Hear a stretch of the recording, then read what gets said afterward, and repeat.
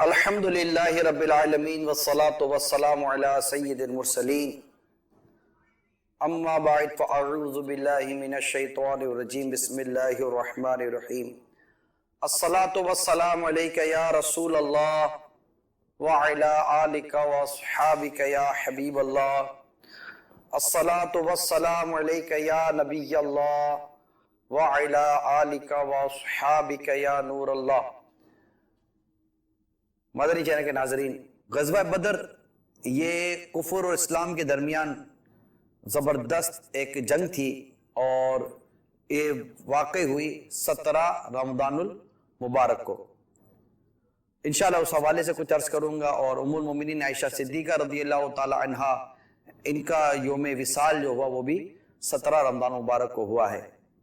تو ابھی میں بالخصوص غزوہ بدر کے حوالے سے انشاءاللہ آپ کو چند مدنی پھول بیان کرنے کی میں نے نیت کی ہوئی تھی۔ غزوہ بدر یہ یوں سمجھیے کہ یہ جنگ کا تو تھا نہیں، چونکہ مدینہ منورہ میں یہ بات ہوئی تھی کہ ایک کفار کا ایک قافلہ تھا قریش والوں کا، اور اس قافلے کا جو سامان تھا اس کے تعاقب میں نبی پاک صلی اللہ تعالی علیہ وآلہ وسلم یہ صحابہ کرام کے ساتھ باہر تشریف لائے تھے، اور وہ قافلہ تو نکل گیا، لیکن اس کا اپنے سامان کو بچانے کے لیے مکے کے جو کفار تھے، قریش تھے، یہ جنگ کے ارادے سے اور لڑنے کے ارادے سے اور اپنے سامان کے بچانے کے ارادے سے یہ آئے تھے۔ سامان بچانے کے ارادے سے نکلے تھے، لیکن پھر بعد میں ان کا یہ بدل گیا کہ اب مسلمانوں کے ساتھ لڑائی کرنی ہے۔ مسلمانوں کے پاس سامان بہت کم تھا، کم و بیش 313 کے آس پاس یہ لشکر تھا مسلمان صحابہ کرام علیہ رضوان کا، اور سامنے 1000 کا لشکر جرار تھا، اور وہ ساز و سامان سے لیس تھا۔ یہاں گھوڑے بھی کم تھے، تلواریں بھی، تو بہت ساری چیزیں جو جنگی سامان ہوتا کم تھا، کیونکہ وہ جنگ کے ارادے سے باہر آئے ہی نہیں تھے۔ لہٰذا جب یہ حالات ایسے ہوئے اور سب کے سب کو مطلب یہ تیار ہو گئے کہ ٹھیک ہے جب لڑنا ہی ہے کفار کے ساتھ، تو آقا کے فرمان پر جان بھی قربان ہے۔ تو خیر بدر کا جو واقعہ ہے اس کا میں نے تھوڑا سا پس منظر کا ایک مختصر سا میں نے آپ کے سامنے خلاصہ بیان کیا ہے، اور آخر کار بدر کا معرکہ ہو گیا، اور کفار پہلے سے ہی یعنی قریش پہلے سے ہی بدر کے مقام پر پہنچ چکے تھے۔ جب سرکار صلی اللہ تعالی علیہ وآلہ وسلم بدر کے مقام پر پہنچے تو پوزیشن یہ تھی کہ وہ پہلے سے ہی اونچائی پر انہوں نے قبضہ کر چکے تھے قریش، اور پانی وغیرہ بھی ان کے پاس تھا، زمین بھی ان کے پاس سخت ان کو ملی تھی۔ اور جب مسلمان پہنچے، سرکار صلی اللہ تعالی علیہ وسلم اور صحابہ کرام جب وہاں پہنچے تو وہاں کا معاملہ بڑا یہ عجیب دیکھنے کو ملا کہ مٹی بھی ایسی تھی جس سے پاؤں دھس جاتے تھے، اور پانی پر وہ پہلے سے قبضہ کر چکے تھے۔ تو یہ ساری چیزیں جو پیش آئیں، تو اس کے تحت کچھ ایسے عجیب و غریب واقعات ہوئے جو میں آج خاص طور پر آپ کو بیان کرنے کی نیت رکھتا ہوں۔ میٹھے میٹھے پیارے پیارے اسلامی بھائیوں، غزوہ بدر اس میں جو بہت مجھے پرسنلی طور پر یہ بہت پسند ہے، یعنی یہ بات، یہ واقعہ اس حوالے سے کہ یہ مسلمانوں کو اللہ کریم نے ایسی فتح اور کامیابی عطا فرمائی تھی کہ آج تک مسلمان اپنی اس فتح اور اس کامیابی پر جشن منا رہے ہیں، اور میں کہتا ہوں کفار ماتم منا رہے ہیں کہ ایسی شکست فاش کہ یہ کبھی بھول نہیں سکتے، اپنی اتنی زبردست ان کو شکست ہوئی تھی۔ تو اس میں جو میں نے عرض کی کہ اللہ کریم کی طرف سے کئی مدد آئیں، اور جو کچھ ہوا یقیناً اس کے پیچھے نبی پاک صلی اللہ تعالی علیہ وآلہ وسلم کی وہ دعا جو غزوہ بدر میں اور میدان بدر میں آپ نے کی، اور اس دعا کے بارے میں ہم نے روایتوں میں پڑھا ہے کہ نبی پاک صلی اللہ تعالی وسلم نے اپنے رب کے حضور بہت گریہ زاری کی۔ آپ اتنا روئے ہیں اپنے رب تبارک و تعالی کی بارگاہ میں کہ اللہ کریم نے آپ کی دعا بھی قبول فرمائی، اور آپ کو خوشخبری بھی نصیب ہوئی، اور آپ نے دعا میں اپنے رب کے حضور یہ بھی عرض کیا، مولا اگر یہ مٹھی بھر تیرے بندے اگر یہ مطلب ان کی مدد نہ ہوئی تو تیرا عبادت کرنے والا کوئی نہیں رہے گا. تو اس طرح بڑی گریا وزاری کی، حتیٰ کہ آپ کے کندھے مبارک پر جو چادر تھی وہ چادر بھی زمین پر تشریف لے آئی، اور صدیق اکبر رضی اللہ تعالیٰ نے وہ چادر میرے آقا صلی اللہ تعالیٰ علیہ وسلم کے کندھے مبارک پر ڈالی، بلکہ ایک روایت میں آتا ہے آپ چمٹ گئے پیچھے سے، اور عرض کی یا رسول اللہ آپ نے دعا میں مطلب بہت کوشش کی ہے، اللہ تعالیٰ آپ کی دعا ضرور قبول فرمائے گا. اور پھر الحمدللہ بشارت بھی آئی، خوشخبریاں بھی آئی، مدد بھی آئی. دعا کا قبول ہونا، اور نبی کی دعا ہے قبول ہوتی ہے. اس کے ساتھ ایک بڑا عجیب واقعہ بدر کے میدان میں جو ہوا وہ یہ تھا کہ صحابہ کرام علیہ رضوان جب پہنچے بدر کے میدان میں تو یہ وقت رات کا وقت تھا نا، یہ وقت رات کا وقت تھا، اور رات کے وقت میں جب یہ پہنچے تو تھکن تھی. اب آپ سمجھ سکتے ہیں کہ تھکن اور سامنے دشمن وہ بھی مطلب ساز و سامان سے لیس، یہ ساری چیزیں تھی. اور صحابہ کرام علیہ رضوان یہ بیسیکلی مدینہ منورہ سے تو جنگ کے ارادے سے چلے نہیں تھے، تو یہ ساری کیفیات تھی. جو مدد ہوئی نا اللہ کی بارگاہ سے، وہ مدد کیا ہوئی؟ مدد پہلی یہ ہوئی کہ اللہ تبارک و تعالی نے ان تمام پر ایک گنودگی، ہلکی سی نیند، وہ نیند جس میں غفلت نہ تھی. آدمی نیند جب سوتا ہے تو اس کو پتہ نہیں ہوتا کہ کیا ہے، مگر وہ نیند تھی جس میں غفلت نہ تھی کہ اگر دشمن چڑھائی کرتا تو یہ اٹھ کھڑے ہوتے. تو اللہ کریم نے ان پر ایک گنودگی، ایک نیند ایسی طاری کر دی جو کہ بہت طویل وقت کے لیے نہ تھی، لیکن اس نیند نے ایک تھکن اتار دی، ان کی تھکن اتر گئی الحمدللہ. اور جیسے نیند ہو گئی ہو، آپ سمجھ سکتے ہیں کہ پانی کی کمی اور ریت میں پاؤں دھس رہے ہیں، اور بھی بہت سارے عوامل جب سامنے آتے ہیں اور اس میں دشمن سامنے ہو تو ایسے میں گھبراہٹ اور پریشانی زیادہ ہوتی ہے. آپ کو کوئی ایسا ڈر خوف ہو تو کیا آپ کو نیند آتی ہے؟ نیند نہیں آتی، نیند اڑ جاتی ہے. تو یہ ایک عجیب واقعہ تھا. اچھا پھر چند کو آئے چند کو نہ آئے، یہ بھی ہے.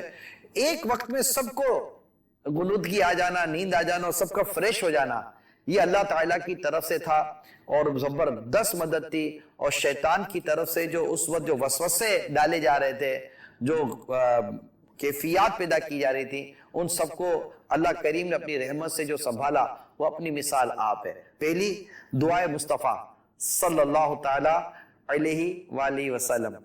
دوسری بات جو میں نے آپ کے سامنے بیان کی، وہ بیان کی میں نے گنودگی، ہلکی سی نیند ان پر طاری کی گئی جس سے یہ بالکل فریش ہو گئے. تیسری بات جو آپ کو میں بیان کروں جو ہوئی وہ تھی اللہ کریم کی بارگاہ سے بارش کا برسنا. کفار نے جہاں پر پڑاؤ کیا تھا، وہ جہاں بیٹھے تھے وہ چٹیل زمین تھی، سخت زمین تھی، ٹھیک ہے. تو وہ وہاں تو جم کر کھڑے ہو گئے، اور جہاں مسلمانوں کو جگہ ملی تھی وہ ریت تھی، اور ریت کے اندر پاؤں زمین میں دس جاتے تھے، تو چلنا بڑا مشکل تھا.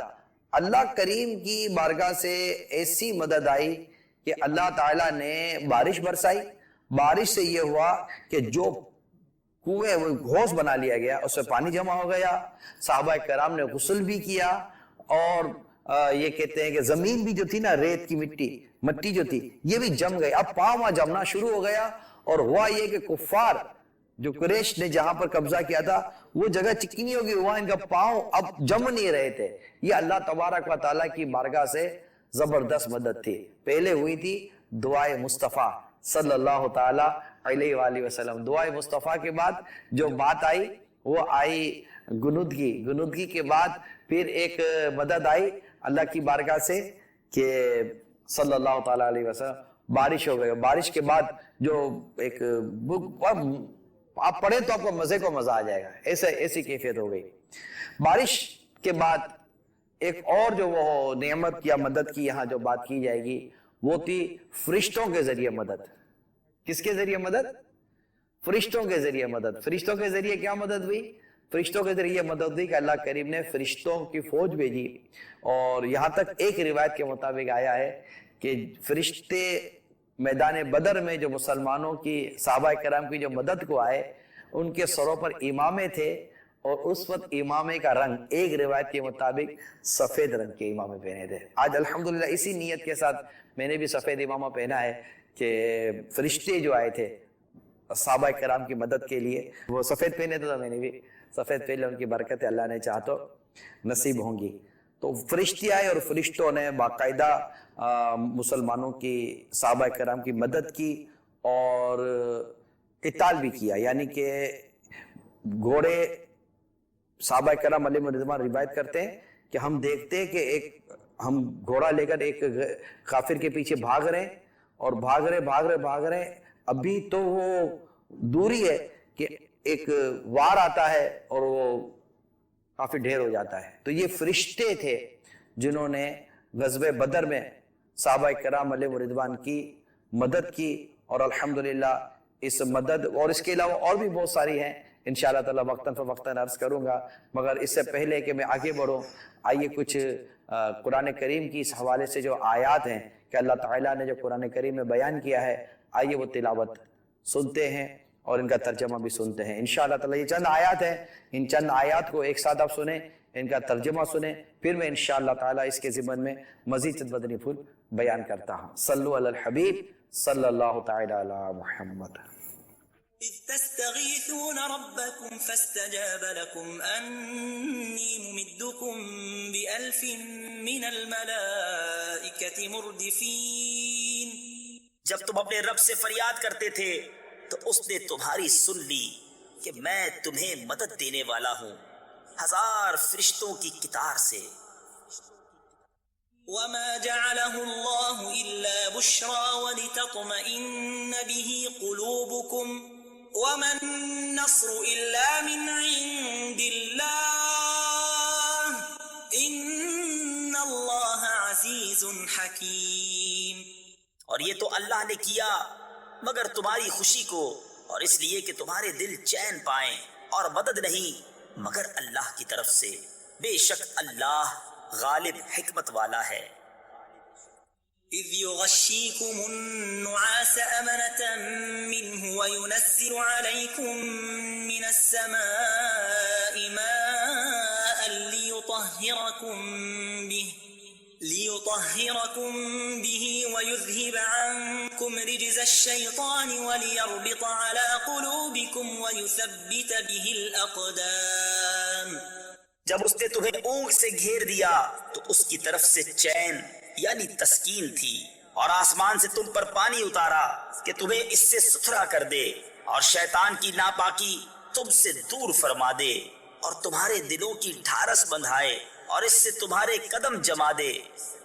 إذ يوحي ربك إلى الملائكة أني معكم فثبتوا الذين آمنوا سألقي في قلوب الذين كفروا الرعب فاضربوا فوق الأعناق واضربوا منهم كل بنان. جب اے محبوب تمہارا رب فرشتوں کو وحی بھیجتا تھا کہ میں تمہارے ساتھ ہوں، تم مسلمانوں کو ثابت رکھو، ان قریب میں کافروں کے دلوں میں ہیبت ڈالوں گا، تو کافروں کی گردنوں سے اوپر مارو اور ان کی ایک ایک پور یعنی جوڑ پر ضرب لگاؤ. ذلك بأنهم شاقوا الله ورسوله ومن يشاقق الله ورسوله فإن الله شديد العقاب. یہ اس لیے کہ انہوں نے اللہ اور اس کے رسول سے مخالفت کی، اور جو اللہ اور اس کے رسول سے مخالفت کرے تو بے شک اللہ کا عذاب سخت ہے. صلو علی الحبیب صلی اللہ تعالی علی محمد. میٹھے میٹھے پیارے پیارے اسلامی بھائیوں، مدنی چینل کے ناظرین، الحمدللہ رب العالمین. قرآن کریم کی سورہ انفال کی یہ چند آیات آپ نے سماعت کی. اللہ تعالیٰ کی کروڑوں رحمت کہ اللہ کریم نے قرآن کریم میں بڑے واضح طور پر بدر کا جو بیان فرمایا ہے، یہ بیان اپنی مثال آپ میں کچھ باتیں اس میں سے انشاءاللہ عرض کرتا ہوں.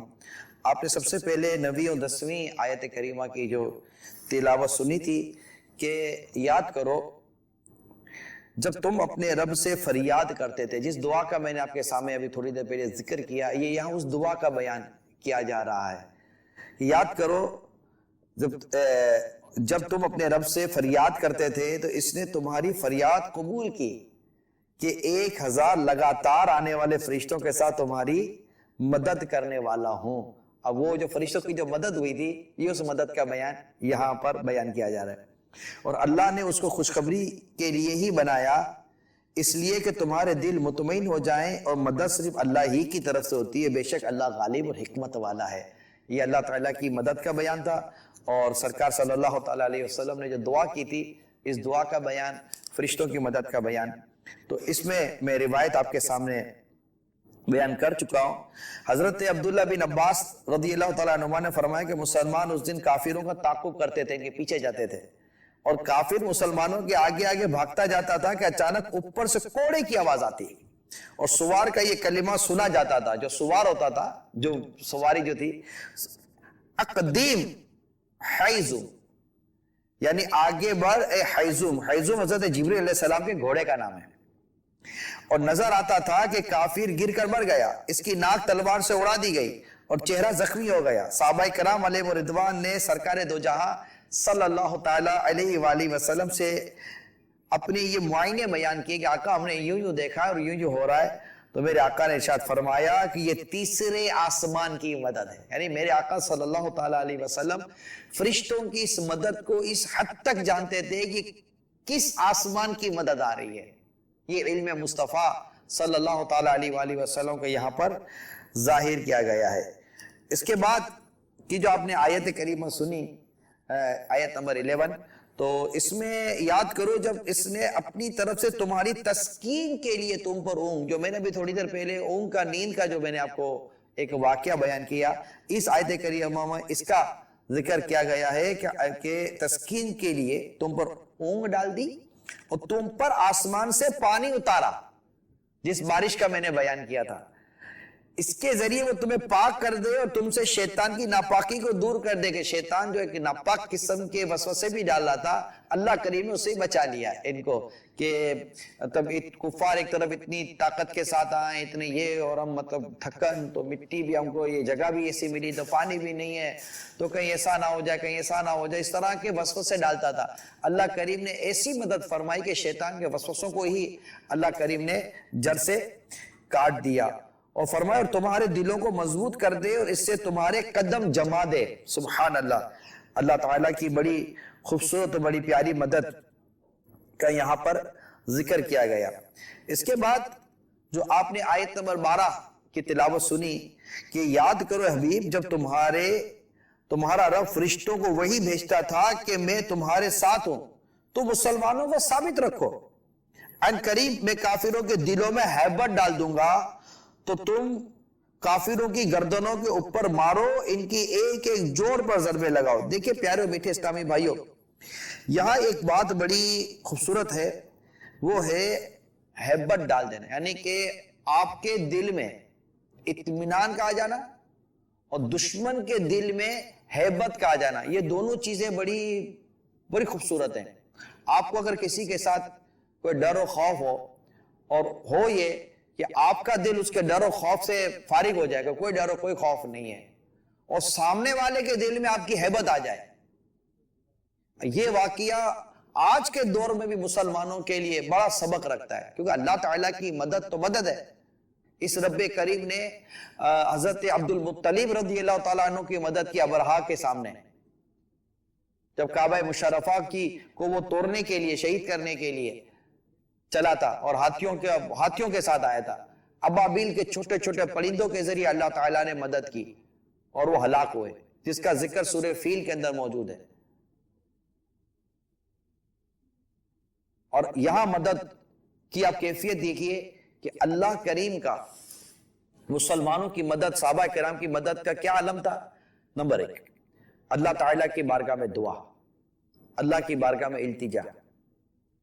جب مصیبت و پریشانی کے عالم میں جب کوئی اللہ کے حضور دعا کرتا ہے تو اللہ مسترب قلب کی دعا قبول فرماتا ہے۔ اضطراب، ہم لوگ بہت سارے دنیاوی اسباب کے پیچھے زیادہ دوڑتے ہیں، مگر ہم اللہ تعالیٰ کے حضور اس کیفیت کے ساتھ دعا نہیں کرتے جس کیفیت کے ساتھ دعا وہاں مطلوب ہوتی ہے، وہاں اس کا مطلب ہوتا ہے۔ اس لیے پریشان حالی میں اپنے رب کے حضور دعا کریں، اللہ دعا قبول فرمائے گا، ہماری مدد فرمائے گا۔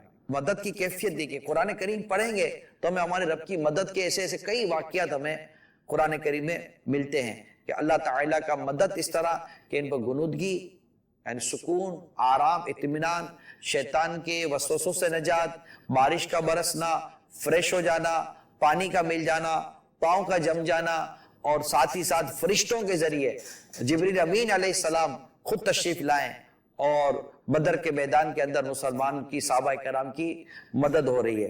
تو یہ جو مضمون تھا یہ بھی آپ نے سنا. یہاں تک حضرت سہل بن حنیف رضی اللہ تعالیٰ عنہ فرماتے ہیں کہ غزوہ بدر کے روز ہم میں سے کوئی تلوار سے مشرک کی طرف اشارہ کرتا تھا تو اس کی تلوار پہنچنے سے پہلے ہی مشرک کا سر جسم سے جدا ہو کر گر جاتا تھا. یہ آنکھوں سے دیکھی جا رہی تھی اللہ تعالیٰ کی مدد.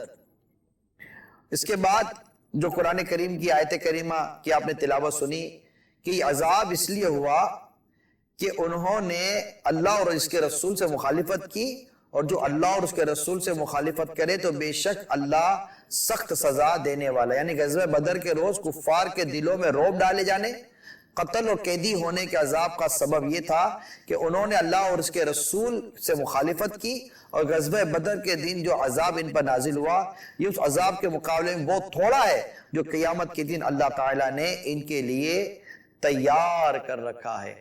تو میرے میٹھے میٹھے پیارے پیارے اسلامی بھائیوں، یہ تو ایک مختصر سی بات ہے جو میں نے آپ کے سامنے بیان کی ہے کہ سرکار صلی اللہ تعالیٰ علیہ وآلہ وسلم نے جو بدر میں آپ جو تھے، آپ کی دعا صحابہ کرام علیہ رضوان کا میرے آقا صلی اللہ تعالیٰ علیہ وآلہ وسلم پر جان نثاری جو اس میں ہوئی، اور اس میں بھی عشق و محبت کے جو واقعات ہوئے. پھر صدیق اکبر رضی اللہ تعالیٰ عنہ کی یہاں بہادری بیان کرنے بغیر یہ واقعہ پورا نہیں ہو سکتا کہ نبی پاک صلی اللہ تعالیٰ علیہ وسلم کے لیے جو ایک سائبان قائم کیا گیا تھا جس کے نیچے میرے آقا صلی اللہ تعالیٰ علیہ وسلم جلوہ فرماتے، وہاں تھا کہ دشمن یہاں پر یلغار کرے گا تو ادھر کون کھڑا رہے.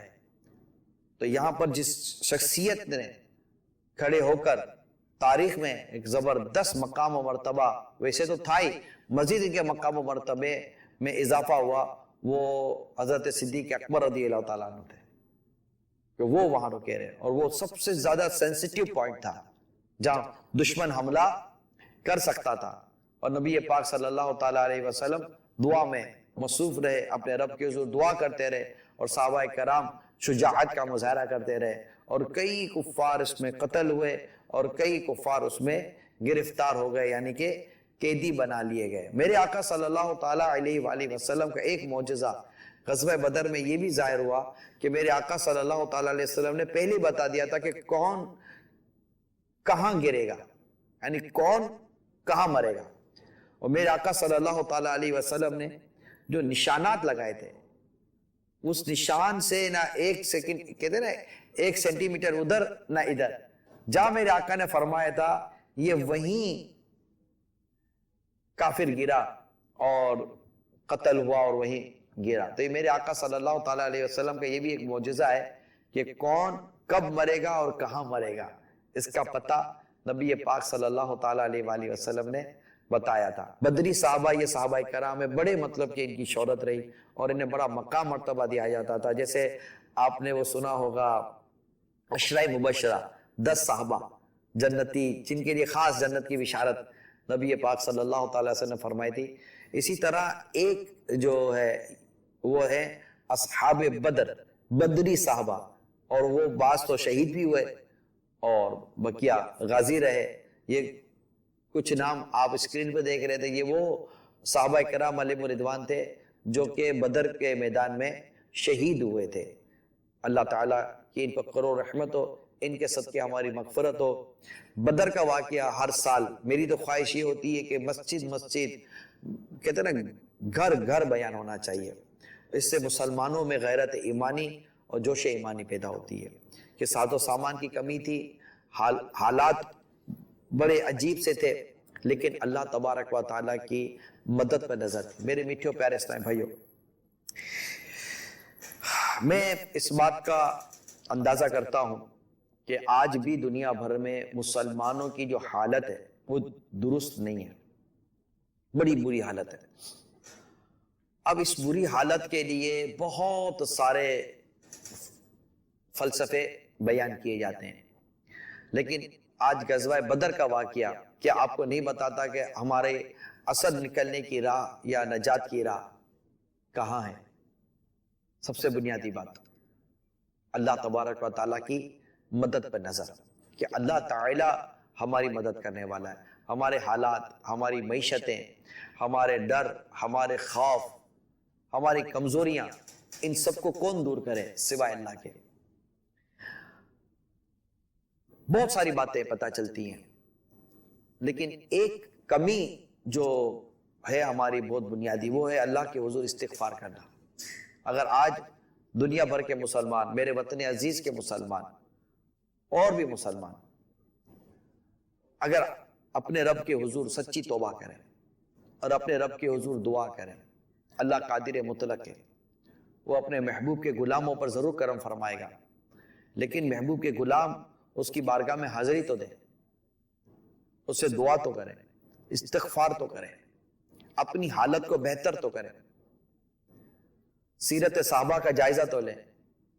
وہ نبی پاک صلی اللہ تعالیٰ علیہ وسلم اور اسلام کے نام پر جان قربان کرنے کے لیے تیار تھے، مال قربان کرنے کے لیے تیار تھے، اپنا گھر بار قربان کرنے کے لیے تیار. تو کیا بدر میں، احد میں، حنین کے واقعات اگر ہم پڑھتے ہیں تو یہ سارے واقعات ہیں، یہ ہماری بہت بنیادی تعلیمات ہیں میرے بیٹے پیارے اسلامی بھائیوں، بہت بنیادی تعلیمات ہیں جس کو ہم بدقسمتی کے ساتھ بھول کر بیٹھے ہوئے ہیں کہ ہمیں کرنا کیا چاہیے اور ہم کر کیا رہے ہیں. تو سب سے بنیادی بات دعا اپنے رب کے حضور اور استغفار، اپنے گناہوں سے سچی توبہ کہ اللہ تعالیٰ ہماری مدد. اللہ تعالیٰ می روک لیتا ہے، بارش روک لیتا ہے، لیکن جب بندے اس کے حضور دعا کرتے ہیں، استغفار کرتے ہیں، اللہ بارش برسا دیتا ہے. آپ کی پریشانی ہوتی ہے، آپ دعا کرتے استغفار کرتے، اللہ آپ کی پریشانی دور کر دیتا ہے. اب کروڑوں مسلمان اس وقت دنیا بھر میں پریشانی کے عالم میں ہیں. میں کیا کھل کر تبصرہ کروں؟ یعنی میرے تبصرے کی ایک ایک چیز بیان کرنے کی کوئی گنجائش یہاں اتنی ہے نہیں. جو دیکھ رہے سن رہے ہوتے ہیں، آپ کے لیے شاید کوئی باتیں میں نہیں سمجھتا کہ کوئی نہیں ہوں گی. اپنے وطن عزیز سمیت میں دنیا بھر کے مسلمانوں کے معاملے پہ بات کر رہا ہوں. یو کے مسلمان بھی ہیں، امریکہ کے مسلمان بھی ہیں، اور دنیا کے کئی عرب دنیا کے مسلمان بھی ہیں، افریقہ کے مسلمان ہیں. میں کئی جگہوں پر میں دیکھ کر آیا ہوں، حالت بہت بری ہے. سب سے پہلی بات، اس مسلمان اپنے رب کے حضور توبہ کرے، استغفار کرے، رب سے معافی مانگے. ایک واقعہ یاد آ رہا ہے. کچھ رعایا، جو ریاست کے اندر جو لوگ ہوتے ہیں، انہوں نے اپنے حاکم کے پاس جا کر فریاد کی کہ تم ہمارے حاکم ہو، ہم تمہاری رعایا ہیں، مگر تم ہمارے ساتھ وہ سلوک کیوں نہیں کرتے جو صدیق اکبر و فاروق اعظم اپنی رعایا کے ساتھ کرتے تھے؟ تو حاکم نے بڑا پیارا جواب دیا کہ اگر تم چاہتے ہو کہ ہم تمہارے ساتھ ویسا ہی انداز اختیار کریں اور ہمارے دل ان کی طرح ہو جائیں کہ جیسے وہ اپنی رعایا کے ساتھ کرتے تھے، تو تم اس رعایا جیسے عمل کیوں نہیں کرتے؟ یعنی تم اس وقت کے صحابہ کرام جو تھے جیسے عمل کیوں نہیں کرتے؟ ہمارے عمل برے ہو گئے. اب عمل پر تبصرہ کون کرے؟ عمل پر تبصرہ کون کرے؟ ہم لوگ عمل پر تبصرہ نہیں کرتے، کیونکہ عمل پر تبصرہ کرتے ہوئے نا عموماً لوگ گھبراتے ہیں. وہ دیکھتے ہیں کہ عمل کرنا پڑے گا، عمل کے بغیر حالات کیسے بدلیں گے؟ یعنی میں یہ سوچ رہا ہوں، حضرت موسیٰ علیہ السلام اپنے رب کے حضور دعا کر رہے ہیں، اور اس دعا میں ایک چغل خور ہے. اس چغل خور کی وجہ سے اللہ تعالیٰ بارش نہیں برسا رہا. اب سوچئے، گناہ، اللہ کی ناراضگی، اللہ کی نافرمانی سے ہم زمین بھر دیں، اور پھر نتیجہ یہ نکلے تو ہم بولیں گے یار یہ نتیجہ، اور اس پر باتیں کچھ اور ہو رہی ہیں. میں دیکھیں اپنا پوائنٹ آف ویو ہے، اپنا پوائنٹ آف ویو ہے. میرا پوائنٹ آف ویو یہی ہے کہ سب سے پہلے ہم اپنے اعمال کا جائزہ لیں، کیونکہ حالات اللہ ہی بدلے گا، قلبوں کو اللہ ہی پھیرے گا. ہیبت، روب، دبدبا، یہ ساری چیزیں، ایون کہ معیشت. آپ دیکھیں، اگر میں معیشت کی بات کرتا ہوں تو معیشت حضرت عمر بن عبدالعزیز رضی اللہ تعالیٰ عنہ کے دور خلافت معیشت کا یہ عالم تھا کہ زکوٰۃ لینے والا کوئی نہیں تھا. جب زکوٰۃ جمع کی گئی اور جب زکوٰۃ دینے کی باری آئی تو کوئی ایسا مستحق نہیں تھا جسے زکوٰۃ دی جا سکے. یعنی گویا کہ سید عمر بن عبدالعزیز رضی اللہ تعالیٰ عنہ کے دور خلافت میں مسلمان غنی ہو گئے تھے. کیا وجہ تھی؟ سب سے بنیادی وجہ عمل تھا. آپ خود باعمل تھے اور آپ کی رعایا نے اس وقت عمل کیا. اس وقت روزے اور نمازوں کی باتیں ہوتی تھی. روزے اور نمازوں کی باتیں ہوتی تھی. امانت و دیانت کے معاملات تھے. اور جھوک در جھوک غیر مسلم مسلمان ہوتے چلے گئے تھے. بیت المال بھرے ہوئے تھے. مسلمان خوشحال تھے. بہت سارے کام ہو رہے تھے. اعمال اچھے تھے. اگر اعمال اچھے ہوں، نیکیاں ہوں، پرہیزگاری ہو، مساجد آباد ہو، آپس میں ایک دوسرے پر ظلم و ستم نہ ہو، تو آپ دیکھیں کس طرح تیزی کے ساتھ انشاءاللہ تعالی ہم پر اللہ تعالیٰ کی رحمتیں نازل ہوتی ہیں. کس طرح تیزی کے ساتھ ایک خاندان ہی اگر تجربہ کر کے دیکھ لینا اپنے اوپر، میں کہتا ہوں اپنے اوپر تجربہ کر کے دیکھ لیں. چلیں الحمدللہ رب العالمین، جو میں آپ کو بات کرنے جا رہا ہوں اس کو سمجھے، اور میں اللہ تعالیٰ کی رحمت پر نظر رکھ کر آپ سے بات کر رہا ہوں. آپ اپنی ذات پر تجربہ کر کے دیکھ لیں. انشاءاللہ تعالیٰ آپ کو کامیابی نہ ملے تو مجھے کہیے گا. اپنی ذات پر تجربہ کیسے؟ آپ تنگ ہیں، پریشان ہیں، معاشی پریشانی ہے، گھریلو پریشانی ہے، غم ہے، دکھ ہے، کچھ سمجھ نہیں آ رہا کیا ہوگا. آپ تقوی اختیار کریں کہ اللہ تعالیٰ سے ڈریں، گناہ سے بچیں، اور جو فرائض و واجبات و نیکیاں وہ کریں، اور بکثرت استغفار کریں. آپ اپنی ذات میں اگر تبدیلی نہ دیکھیں تو مجھے کہیے گا. جب یہ عمل آپ کی ذات میں تبدیلی لے آئے گا تو آپ کے خاندان میں کوئی تبدیلی لا سکتا. آپ کے خاندان میں تبدیلی لا سکتا ہے. آپ کے شہر میں تبدیلی کیوں نہیں آ سکتی؟ جب آپ کے شہر میں تبدیلی آ سکتی ہے تو آپ کے ملک میں تبدیلی کیوں نہیں آ سکتی؟ جب ملک میں تبدیلی آ سکتی ہے تو دنیا بھر کے مسلمانوں میں تبدیلی کیوں نہیں آ سکتی؟ سب سے بنیادی بات یہ ہے کہ مسلمان شراب چھوڑے، جوا چھوڑے، بدکاری چھوڑے، ملاوٹ چھوڑے، بددیانتی چھوڑے، ایماندار بنے، نیک بنے، متقی بنے، پرہیزگار بنے، اور اللہ تعالیٰ سے ڈرنے والا بنے. عورتوں کی عزتوں کی حفاظت کرے، اپنے ماں باپ کی عزت کرے، جس کو تقوی اور پرہیزگاری کے ساتھ میں نے بیان کیا ہے. حرام روزی چھوڑے، سود چھوڑے، رشوت چھوڑے. مطلب ان تمام تو چیزوں کو چھوڑے بھی تو صحیح نا. اب خود جھاڑیوں میں، کانٹے دار جھاڑیوں میں اپنے آپ کو پھنسا کر کھڑا ہوا ہے اور کہتا ہے کہ کبھی ادھر پھنس گیا، کبھی ادھر کپڑا پھنس گیا. تو بھائی تم جھاڑیوں سے نکلو گے تو تم کو سیدھا راستہ ملے گا نا. ہم نے خود کو جھاڑیوں میں پھنسایا ہوا ہے. یہ گناہوں کی اور اللہ کی نافرمانیوں کی جھاڑیوں میں پھنس گئے ہیں. ہم کسی اور چیز پر نظر رکھ رہے ہیں.